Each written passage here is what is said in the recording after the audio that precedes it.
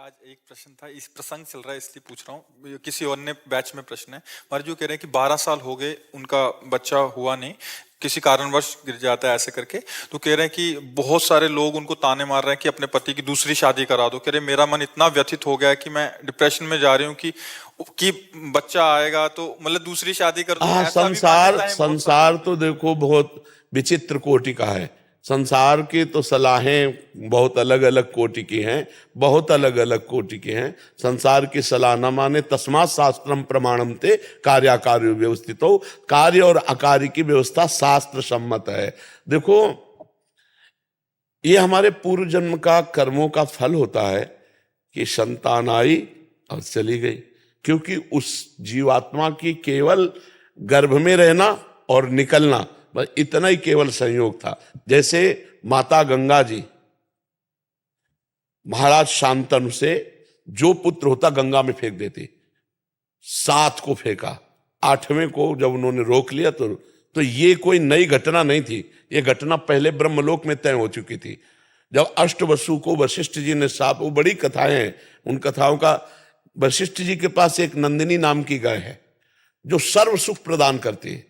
मतलब जो आप चाहो, जैसे कल्पतरु तैसे वो कामधेनु, जो चाहो आप वो दे दे, और उसका दूध पीने वाला अमर हो जाता है। तो 8 वसु जा रहे थे, उनकी पत्नी एक के साथ थी, तो उन्होंने कहा ये बहुत सुंदर गाय, बोले तो कामधेनु गाय है।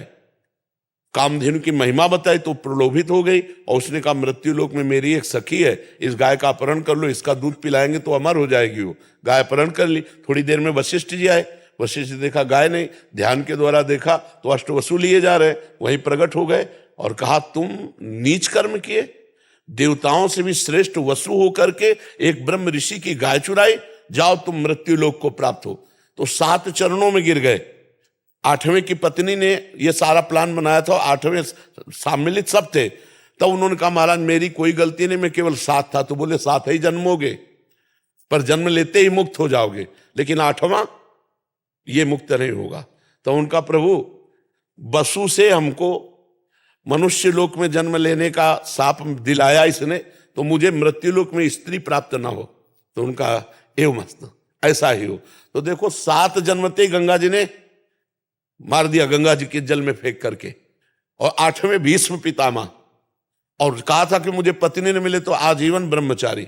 सब विधान भगवान का पहले से होता है, हम लोगों के कर्मों का जाल बिछा हुआ है। इस कर्म जाल को अगर काटना है तो भगवान का स्मरण करते हुए इतना महान हम भजन करें कि हमारे सारे कर्म विध्वंस हो जाएं और भगवत प्राप्त हो जाए। ये संसार, किसी के लड़का नहीं होता तो गाँव में इतना टॉर्चर करते हैं, और वो जो बहन है, माता है, उसके कान में जब ये शब्द जाते हैं तो कितना उसको जलन होती है। ये नीच बुद्धि के जो लोग होते हैं ना, ये टॉर्चर करते हैं। जी मान्यता है ना, उसी के लिए प्रश्न कर रहा हूँ। नहीं नहीं, ऐसी बिल्कुल नहीं धारणा करनी चाहिए। कितने लोग अपने यहाँ है जो पति पत्नी मिलकर के जवान होकर के ब्रह्मचर्य व्रत धारण करके भजन कर रहे हैं भगवत प्राप्ति के लिए। तो ये सब संसारी बातें तो नहीं, तस्मात् शास्त्रम प्रमाणम, शास्त्र के प्रमाण के अनुसार चलना। वैसे प्रत्येक माता पिता को ऐसी चिंता हुई है, इतिहास साक्षी है। चाहे वो महाराज चक्रवर्ती सम्राट दशरथ जी हो या नंद बाबा यशोदा जी हो, बड़े बड़े महापुरुषों को भी, क्योंकि गृहस्थ धर्म का फल है संतान। अगर वो चाहे लड़की हो चाहे लड़का हो, दोनों को समान भाव से देखना चाहिए। पुत्र में प्रधान भाव नहीं रखना चाहिए, क्योंकि इससे भेद बुद्धि पैदा होती है और ये धर्म विरुद्ध है। तो आज समाज में जैसे भाव बढ़ रहे हैं, पर यदि प्रारब्ध में संतान नहीं है तो निराश होने की जरूरत नहीं है। पति पत्नी दोनों फिर आगे चलकर ब्रह्मचर्य नियम ले और सन्यासी की तरह जीवन व्यतीत करते हुए भजन करे तो परम लाभ भगवान की प्राप्ति हो जाएगी। भगवान को अपना पुत्र मान ले, गोपाल जी को अपना पुत्र मान ले, पर गृहस्थी में प्रायः ये आकांक्षा रहती है। श्रीमद् भागवत का प्रारंभ ही इसी से होता है। आत्मदेव नाम के एक ब्राह्मण थे, बहुत समृद्धशाली थे, उनकी पत्नी का नाम था धुंधुली, लेकिन उनके कोई संतान नहीं थी। बहुत उन्होंने दान पुण्य यज्ञ याग आदि किए, लेकिन संतान नहीं हुई, क्योंकि उनके प्रारब्ध में संतान नहीं थी। तो उन्होंने सोचा कि मैं कर लेता हूं। इतना संतान में प्रियता बढ़ गई कि वो अपने शरीर को नष्ट करने के लिए जंगल चले गए। जंगल में